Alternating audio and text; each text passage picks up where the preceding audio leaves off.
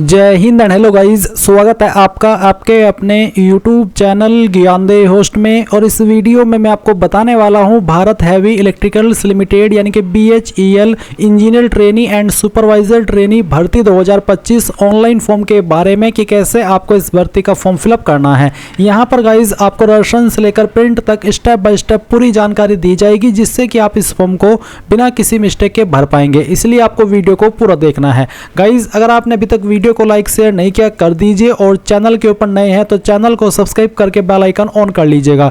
इसके बाद में जो लिंक मैंने आपको वीडियो के डिस्क्रिप्शन में दिया है, आप ओपन करिए। इसको ओपन करने के बाद आपको जानने को मिलेगा कि इसमें टोटल 400 पोस्ट निकाली गई है, जिसके फॉर्म आप 1 फरवरी से लेकर के 28 फरवरी 2025 तक भरेंगे। फिर यहाँ पर किस डिसिप्लिन में, किस कैटेगरी में कितनी वैकेंसी है और किस पोस्ट के लिए है, वो आप यहाँ पर इस टेबल में बहुत ही अच्छे से चेक कर सकते हैं। अप्लाई करने के लिए एग्जैक्टली क्या क्वालिफिकेशन चाहिए उसकी इन्फॉर्मेशन दी गई है।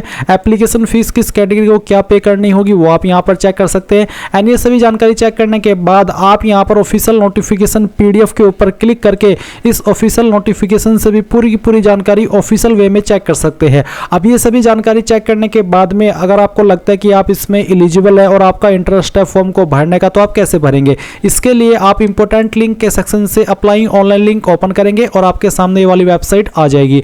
अब यहां पर आने के बाद में आप रजिस्टर इसके ऊपर क्लिक करेंगे।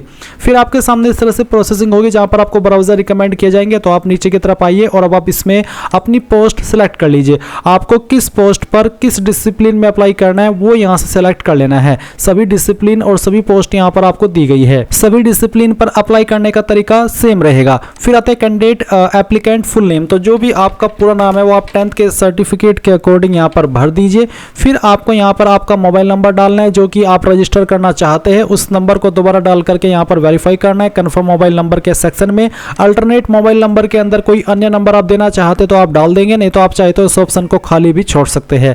फिर जो आपका ईमेल एड्रेस है, ईमेल एड्रेस यहां पर डालेंगे। ईमेल एड्रेस को दोबारा डाल करके वेरीफाई कर देंगे। उसके बाद आप जनरेट OTP करेंगे तो आपके सामने एक न्यू विंडो ओपन होगी और उसमें आपको इस तरह का कैप्चा कोड डालना है। और जैसे ही आप वो डाल करके सबमिट करेंगे तो आपके नंबर और ईमेल के ऊपर OTP सेंड किए जाएंगे, जो कि आपको यहां पर डाल करके वेरीफाई कर देना है। उसके बाद आप डिक्लेरेशन में नीचे की तरफ आई एग्री पर क्लिक करेंगे और फिर गाइस ये कैप्चा कोड डालेंगे एंड देन रीवेरीफाई इसके ऊपर क्लिक करेंगे। रीवेरीफाई के ऊपर क्लिक करने के बाद जो भी आपने जानकारी भरी है, चाहे पोस्ट नेम, आपका फुल नेम, आपका नंबर या ईमेल, वो आपको यहाँ पर देखने को मिलेगी। आप इनबॉक्स के ऊपर टिक करेंगे। इनके ऊपर टिक करने का मतलब है कि हाँ आपने इनको डबल चेक कर लिया है और आपके अकॉर्डिंग सभी जानकारी सही है। फिर आप सबमिट कर देंगे और इसके बाद यहाँ पर प्राइवेसी नोटिस को आई एग्री करेंगे और यहाँ से ओके कर देंगे। ओके करने के बाद आप यहाँ पर देखेंगे कि जो आपका रजिस्ट्रेशन है वो कंप्लीट हो चुका है। अभी आप यहाँ से इसको क्लोज कीजिए और क्लोज करने के बाद गो टू एप्लीकेशन इस सेक्शन पर क्लिक कर दीजिए। फिर से आपको यहाँ पर प्रोसेसिंग देखने को मिलेगी, जहाँ पर आपको बेस्ट ब्राउजर रिकमेंड किए जाते हैं, जिसमें कि ये फॉर्म बेहतर तरीके से फिल होता है।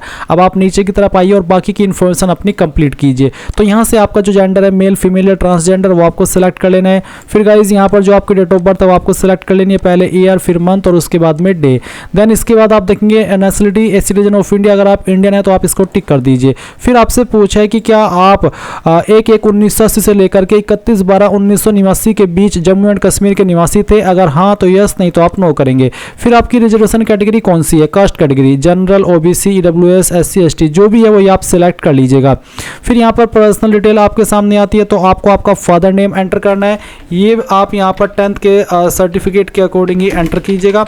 उसके बाद में आपको यहाँ पर आपकी माता जी का नाम एंटर करना है। देन गाइज यहाँ पर आपके सामने आएगा मैरिटल स्टेटस। तो आप बताइए कि आपका मैरिटल स्टेटस क्या है, married, unmarried, divorced, window, judicially separated. तो जो आपका स्टेटस है जो भी वो आप सिलेक्ट कर लीजिएगा। आपका रिलीजन क्या है, जो भी आपका रिलीजन है वो भी आपको यहाँ पर सिलेक्ट करना है। इसके बाद आप यहाँ पर देखेंगे टेस्ट सिटी प्रेफरेंस। तो आपको पहली चॉइस देनी है कि आप आपका जो सेंटर है वो इनमें से इस सिटी के अंदर चाहते हैं। तो इस तरह से आपको आपकी मर्जी के अकॉर्डिंग इनको प्रेफरेंस दे देनी है। इन्हीं सभी लोकेशन पर आपका एग्जाम सेंटर रहेगा, जो कि यहाँ पर आपको मेंशन की गई है। तो यहाँ से आप 5 प्रेफरेंसेस दे देंगे अपनी चॉइस के अकॉर्डिंग। और ये देने के बाद में नीचे की तरफ आएंगे और फिर आपको बताना है कि क्या आप विकलांग हैं और आपकी विकलांगता 40% है। अगर हाँ तो यस, नहीं तो आप नो करेंगे। क्या आप एक्स सर्विसमैन है, अगर हाँ तो यस, नहीं तो यहाँ पर भी आपको नो करना है। क्या आप एक डिपार्टमेंटल एम्प्लॉय है BHEL के, अगर हाँ तो यस, नहीं तो आपको इसमें नो करना है। फिर आता है कि whether dependent of a decreased BHEL employ, यानी कि अगर आपके पिता BHEL के अंदर काम करते थे और उनकी मृत्यु हुई है और आप ऐसे कैंडिडेट हैं तो आप यहाँ पर यस करिए, नहीं तो आपको नो करना है और फिर आप सेव एंड नेक्स्ट इसके ऊपर क्लिक कर देंगे।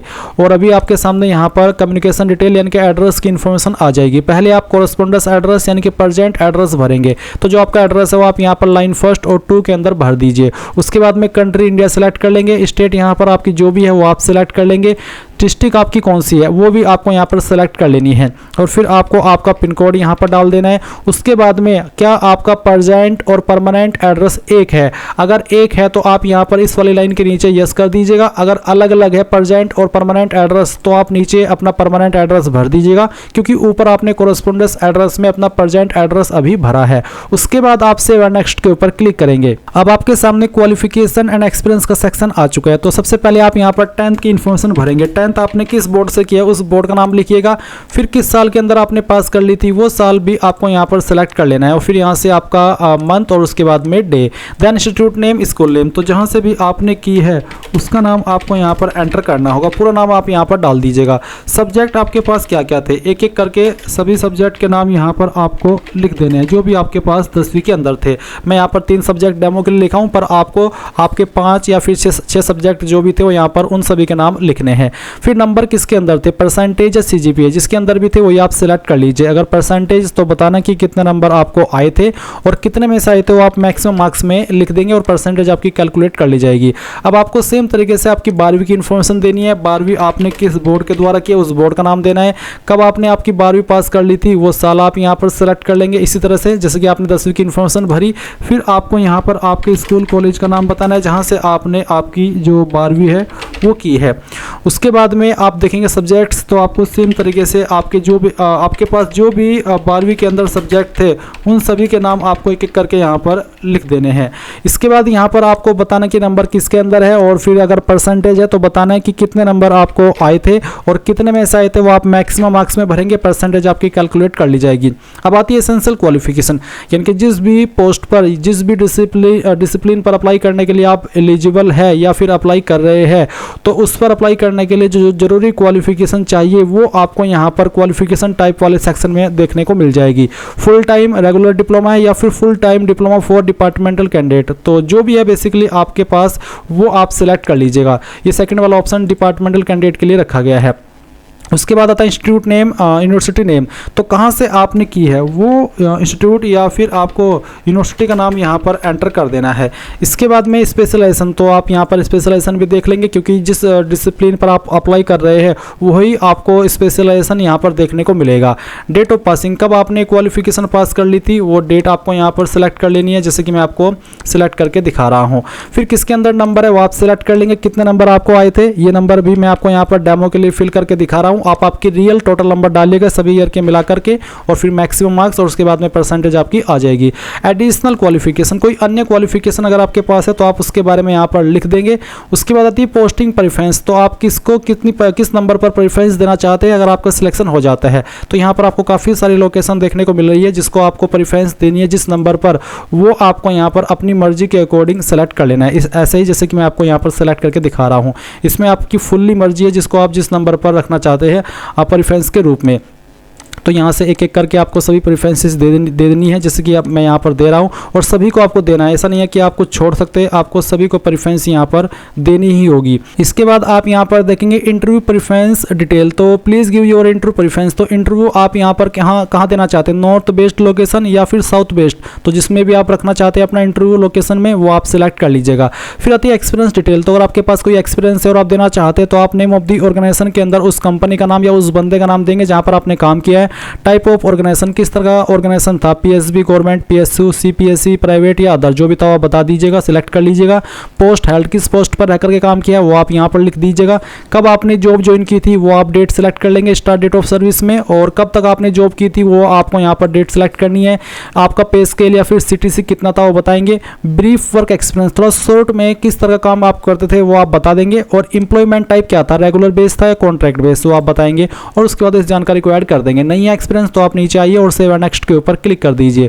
इसके बाद आपके सामने डॉक्यूमेंट एंड पेमेंट का सेक्शन आ जाएगा। तो यहाँ पर फोटो अपलोड करेंगे, क्लिक है टू अपलोड के ऊपर क्लिक कीजिए और जान लीजिए कि फोटो का बैकग्राउंड व्हाइट होना चाहिए, साइज 100 से 200 KB के बीच में रहना चाहिए। तो आप ब्राउज टू अपलोड के ऊपर क्लिक कीजिए और जहाँ पर भी आपकी फोटो फाइल है वो आपको सिलेक्ट कर लेनी है। मैं इस फॉर्म को डेमो के लिए भर रहा हूँ, तो मैं यहाँ पर एक रैंडम फाइल सिलेक्ट करता हूँ, इसको ओपन करता हूँ। इसके बाद में आपका फोटो इस तरह से यहाँ पर आ जाएगा। अब आप इसको क्लोज कीजिए और व्यू अपलोडेड फोटो के ऊपर क्लिक करके इसको व्यू भी कर लीजिए। फिर आप आपका सिग्नेचर अपलोड करेंगे। इसका साइज 80 से 150 KB के बीच में रखा है। तो जहाँ पर भी साइन की फाइल है सिलेक्ट कर लीजिएगा और फिर यहाँ पर आप उसको अपलोड कर दीजिएगा। इसके बाद गाइज आप यहाँ पर देखेंगे कि आपके सामने आएगा 10th का सर्टिफिकेट या मार्कशीट। तो आपको 10th का सर्टिफिकेट अपलोड करना है। इसका फॉर्मेट आपका JPEG या फिर JPG चल जाएगा। तो जहाँ पर भी फाइल है वो आपको यहाँ पर सिलेक्ट कर लेनी है।